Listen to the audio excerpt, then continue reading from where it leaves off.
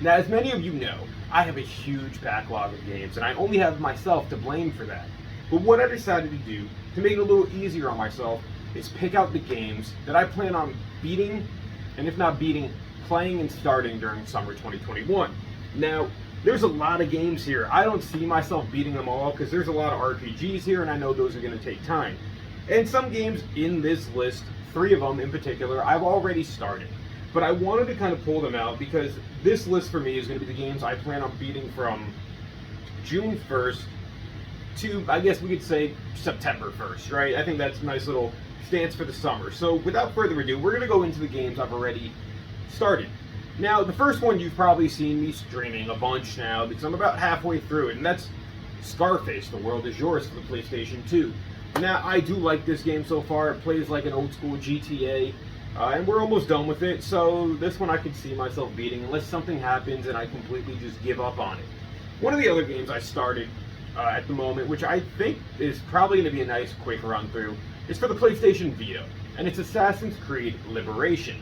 Now, Assassin's Creed 3 Liberation, my correction, is kind of like a side story, I guess, off the Assassin's 3 video game, which,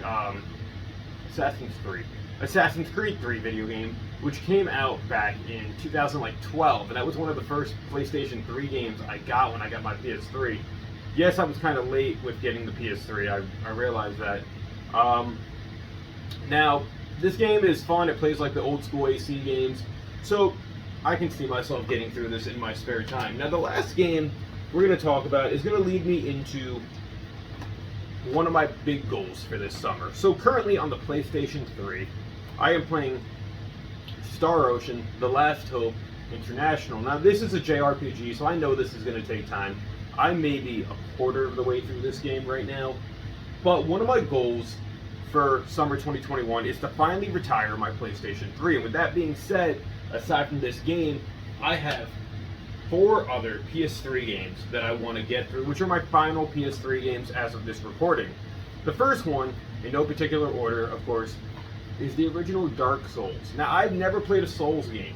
The closest I've played is Bloodborne, which is basically a Souls game to my knowledge, and Salt and Sanctuary, which is like a Souls game mixed with Castlevania, and I love Salt and Sanctuary.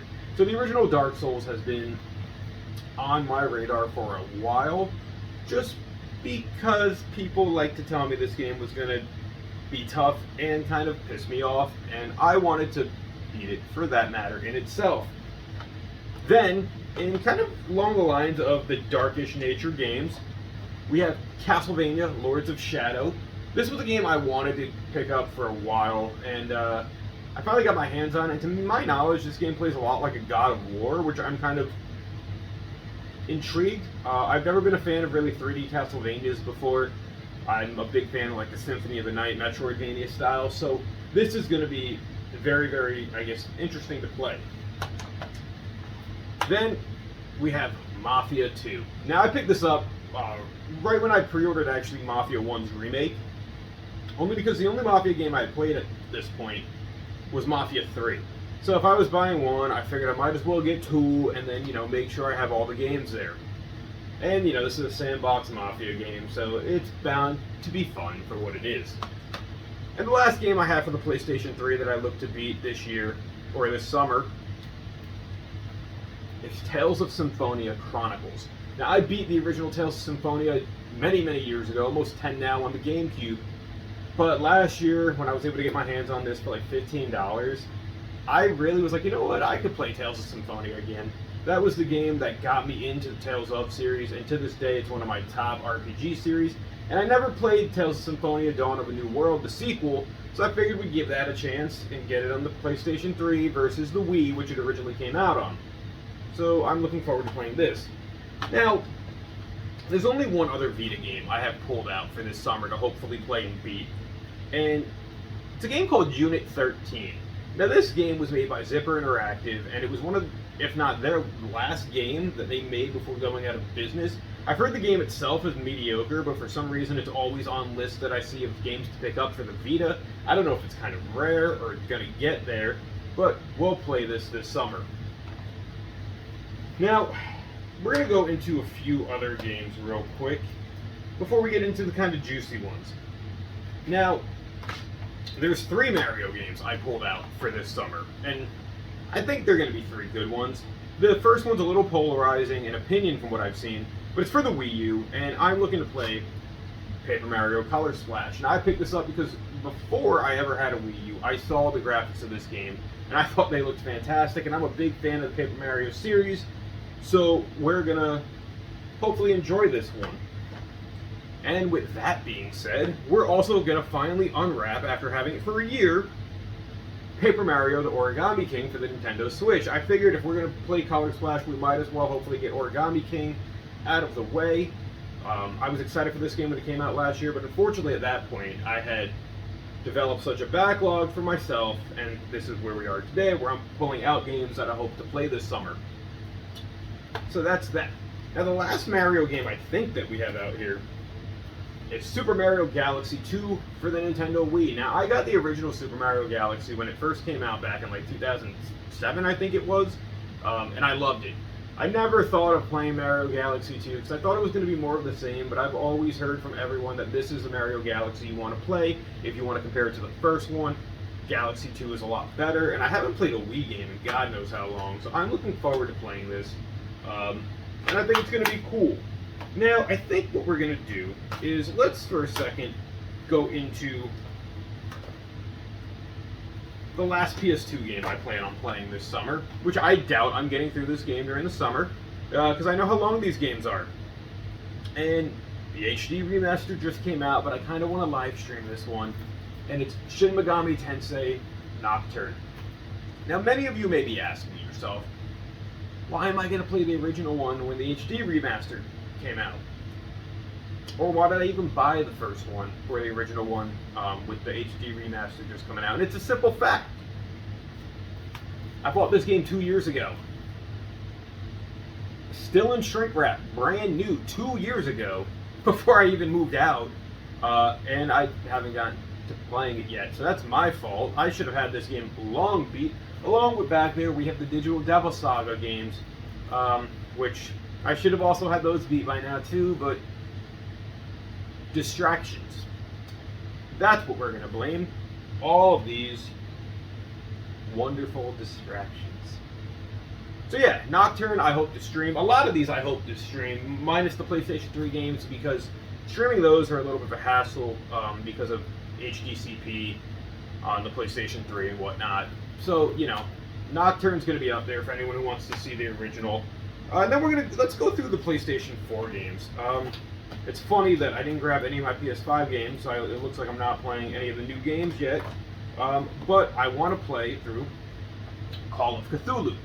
Now, this game, I believe, originally came out, I think it has like a PlayStation 3 version. I might be wrong on that, but I've been eyeing this game up for years now, and I picked it up about a year ago.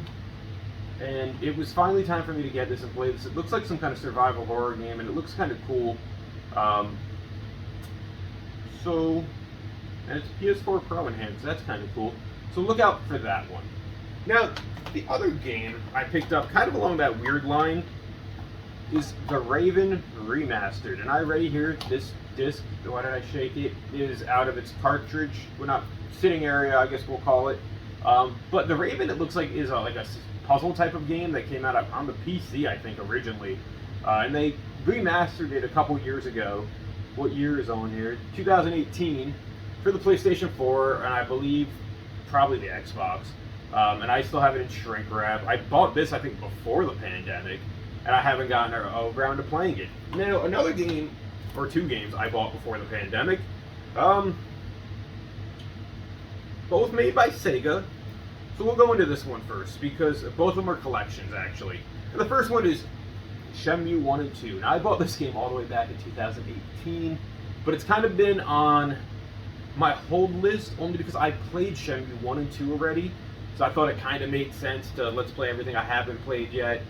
And once I bought Tales of Symphonia Chronicles, I was like, alright, that's going to go right out the window, so we might as well finally get Shenmue rebeat. Look at me, I'm jumping all over my words today. Might as well get Shenmue 1 and 2 rebeat. I was supposed to play this mentally before Shenmue 3 came out, and look what happened there, because I already beat Shenmue 3 when it first came out. Because believe it or not, last January. I didn't have that much of a backlog. It was the pandemic that got me into buying. I'm going to be honest about that, guys. So yeah, Shenmue 1 and 2, great games. And the other one is a game that came out right before the pandemic that I should have, by all means, played and beat by now. And that's the Yakuza Remastered collection. Now, I've only played Yakuza Kiwami 1 and 2. I never played any of the full-on originals. But I do also own Yakuza 6, which I'm going to eventually get to when I beat these. And I also own Judgment, which recently came out. Even though I bought it over a year ago. I was still in the office, yeah, on the PlayStation 4. And they have since come out with a PlayStation 5 version, and Yakuza Like a Dragon has since come out. So I'm really far behind on these, but I love the Yakuza games I've played so far. So I'm looking forward to playing these. Now, here's the fun ones we're going to get into. It's a mix of a GameCube game, a PlayStation 1 game, and 3 Switch games. So let's go into the Switch games first, because they're going to be the most modern.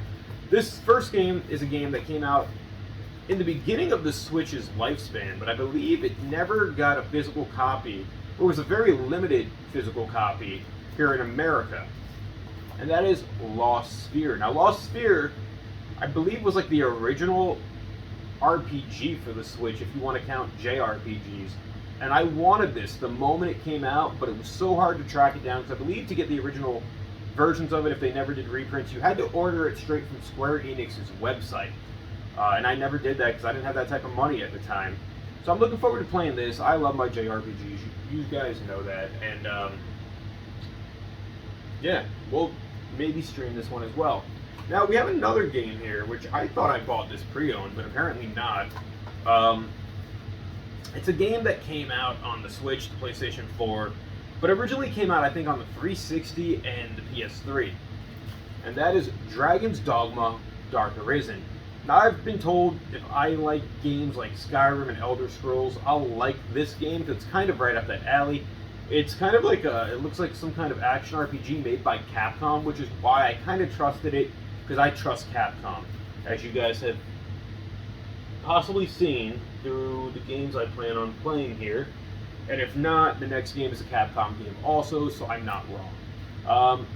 Now, I don't know much about this game. I've seen certain gameplay footage about it, but I think I'm going to like it. I think it's going to be cool. And the last game for the Switch is another collection. It's a game I also got out before the pandemic started. So as you guys can see, there's a little bit of a trend here of I bought a lot of these games a while ago and I haven't played them yet. So my bad on that. And this is the Mega Man Zero ZX collection. Now, Mega Man Zero and ZX originally were Game Boy Advance and original DS games. So I wanted this game because I've only played bits and pieces of the original Mega Man Zero, and I know they were like critically acclaimed when they first came out. But I was more of a Battle Network guy versus a Zero guy, because I wasn't a big fan of the X series, but I was also a huge fan of the Legends series. And Battle Network was more along that line of the storytelling that the Legends had. And you know, I digress from there, again. But I look forward to playing this. The other thing, if you guys may have noticed, is I plan on playing a lot of, in a way, collections this summer. I'm not sure what I'm going to get through. My main goal is to get through Liberation, Star Ocean, and Scarface first. And then we'll start on something. We'll see what I think I can get through. Probably the quickest, so we have time to work on the longer games. But I kind of want to bang out the PS3 ones first. And we're down to our last two games. Two games that are probably going to be very, very good. So, the first one, we'll go to the GameCube game, out of respect for the game that's a little bit older. We have Baten Kaito's Origins. I bought this game right before the pandemic as well. Paid a decent price for it before the GameCube game started going up. And now I see what this goes for, and it's crazy. I only paid like $60 for this game, and I know it goes for like hell of a lot more now. And I was afraid that the discs were going to be all scratched, and they're really not, so I'm very proud of that. So I look forward to playing this. I love the original Baten Kaitos. I thought it was a great card-based like RPG system, and it was cool, it was different, it looked beautiful. And in modern day, I played Baten Kaitos in like 2016, 2017. it looked fantastic. So that's what I'm hoping for this game as well, especially because I have an HD up converter for my GameCube now, so big ups on that one. Now, the last game is the PlayStation 1 game. It's another game that has been shooting up in value for a little while now, and that's Tales of Destiny. Now, as I mentioned with Tales of Symphonia, I love the Tales of series. I really do. They're such charming JRPGs. And Tales of Destiny is one of the original Tales of games, I think after Tales of Fantasia, which was a Super Nintendo game. So this doesn't full-on play like your typical Tales of games, which are, in modern times, like 3D fighting action RPGs. These are like 2D on a plane RPGs, kind of, you can move back and forward. Almost like Street Fighter in a weird way, but very RPG-ish. And, you know, it's a one-disc game, even though it's in a dual case. And why is that? It's probably because the manual is thick. I always love seeing these one-disc games that are in the two-disc boxes, because in all theory they don't need to be, but they are, and it kind of just works that way.